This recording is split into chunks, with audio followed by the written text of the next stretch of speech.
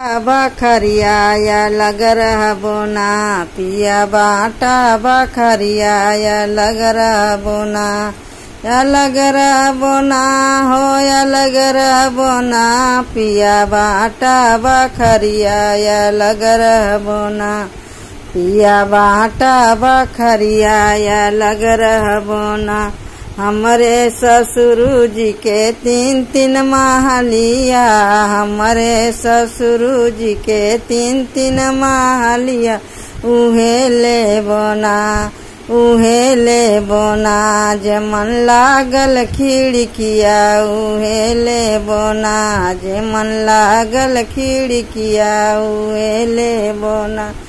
पिया बाटा बखरिया लग रहबो ना पिया बाटा बखरिया लग रहबो ना।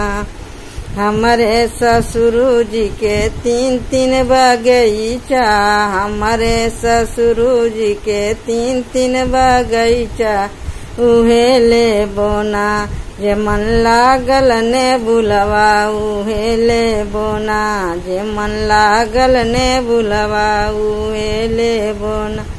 पिया बाटा बखरिया लग रहबो ना पिया बाटा बखरिया लग रहबो ना।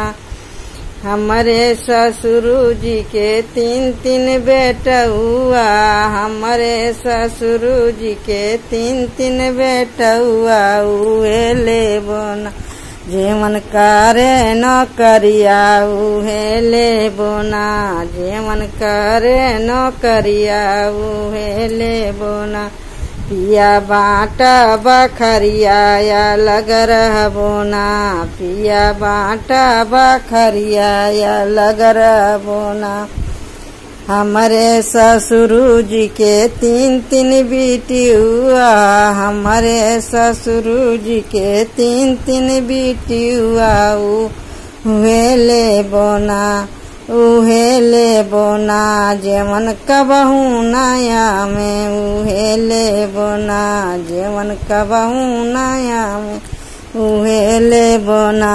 पिया बाटा बखरिया लग रहबो ना पिया बाटा बखरिया लग रहबो ना।